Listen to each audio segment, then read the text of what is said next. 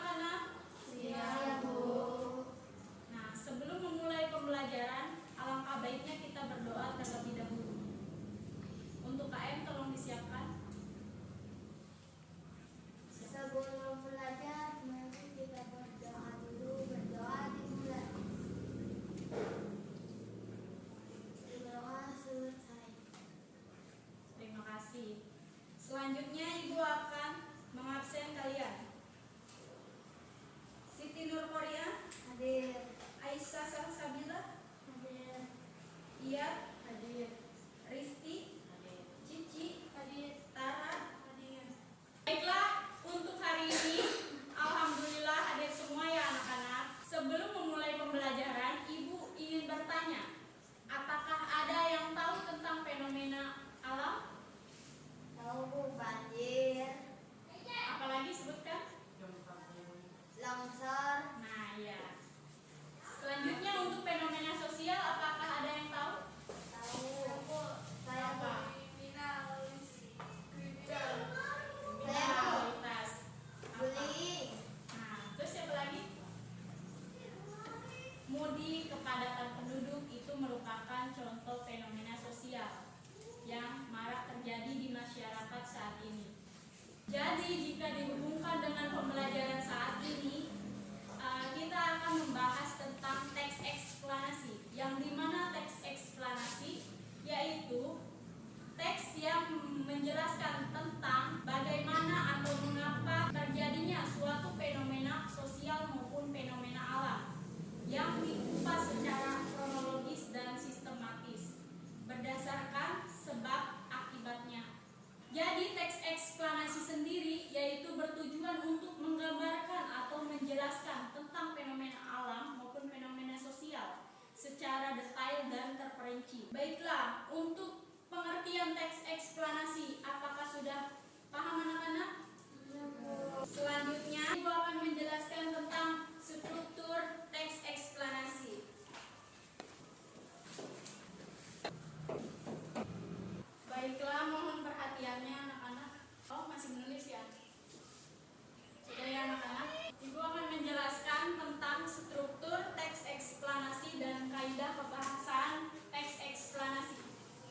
Yang pertama itu tentang struktur teks eksplanasi. Yang pertama, satu, pernyataan umum.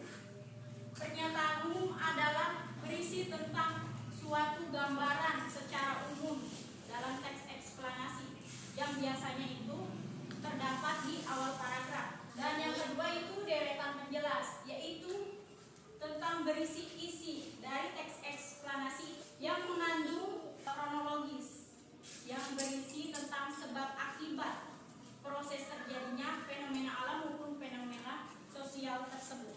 Dan yang ketiga itu interpretasi. Interpretasi itu adalah kesimpulan dari teks eksplanasi tersebut yang biasanya terdapat di akhir paragraf. Baiklah, minta fokusnya sebentar anak-anak. Untuk struktur teks eksplanasi, apakah sudah paham? Sudah ya. Selanjutnya bisa dilanjutkan? Bisa. Baiklah, kita lanjutkan mengenai kaidah pembahasan dari teks eksplanasi.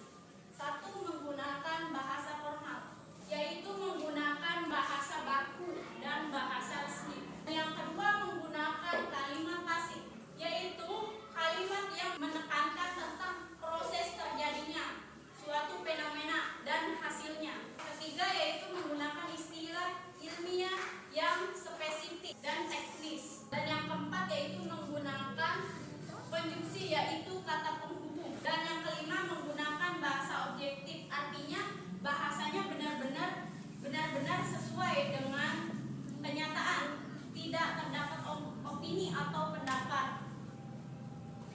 Jadi sesuai fakta ya anak-anak. Dan yang keenam itu struktur kalimatnya jelas. Jadi strukturnya itu jelas seperti yang disebutkan tadi. Untuk pernyataan umum itu di awal paragraf, deretan penjelas di tengah-tengah paragraf. Dan yang ketiga itu interpretasi, yaitu kesimpulan. Jadi untuk strukturnya itu berurutan, sistematis dan logis. Selanjutnya menggunakan kata kerja material, yaitu menggunakan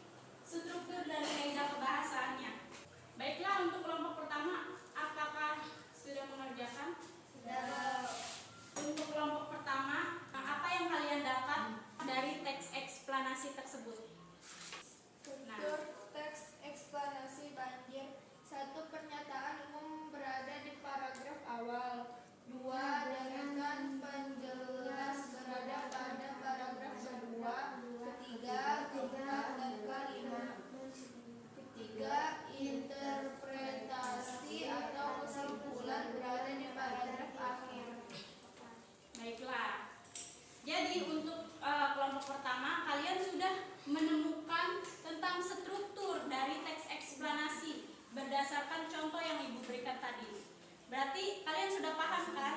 Sudah. Selanjutnya untuk kelompok kedua. Kelompok kedua, apa yang kalian dapat dari teks tersebut? Kaidah pembahasan teks eksplanasi dalam teks belajar tersebut. Belajar kembali dan sehingga saluran air tersumbat. 2. Kata teknik atau istilah ilmiah yaitu kata curah hujan, letak geografis, pasang naik air laut, geosil, dan fenomena alam. 3. Kalimat asif barang-barang sekedar sakit.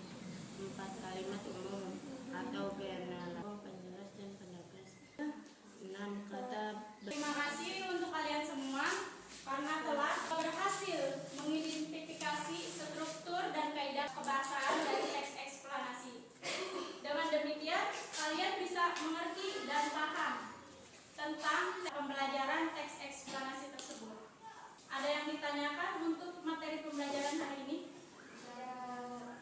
Mohon perhatiannya anak-anak. Jadi, setelah memahami teks eksplanasi tersebut, Ibu akan memberikan umpan balik, yang dimana dengan mempelajari teks eksplanasi tersebut, kita tolong fokusnya. Kita bisa mengetahui tentang latar belakang, sebab akibat, tentang fenomena alam. Dengan demikian, kalian bisa mengetahui bahwa di sekeliling kalian itu terdapat fenomena alam maupun fenomena sosial. Jika dikaitkan dengan kehidupan sehari-hari, contohnya dengan teks tersebut tadi apa? Banjir. Banjir itu disebabkan oleh apa, anak-anak?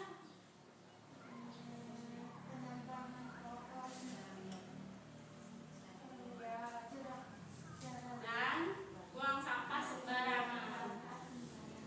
Nah, jadi jika dikaitkan dengan kehidupan sehari-hari, untuk kita semua diharapkan untuk jangan membuang sampah sembarangan karena akan berakibat banjir yang menimbulkan beberapa kerugian, yang mana kerugian tersebut bukan hanya kita sendiri yang merasakan, melainkan orang lain juga ikut merasakan, terutama yang rumahnya di sekitar pinggiran kali atau sungai yang merasakan dampak tersebut. Jadi kesimpulannya, yaitu teks eksplanasi adalah teks yang bertujuan untuk menjelaskan tentang suatu peristiwa fenomena alam maupun fenomena sosial secara kronologis yang berisi tentang sebab akibat dari fenomena tersebut. Baiklah, selanjutnya Ibu akan memberikan tugas, yaitu buatlah tugas rumah tentang teks eksplanasi fenomena sosial. Nah, apakah anak-anak sudah paham?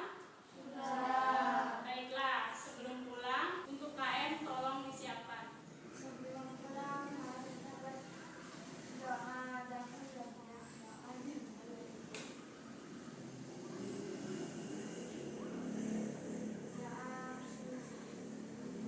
Terima kasih. Assalamualaikum.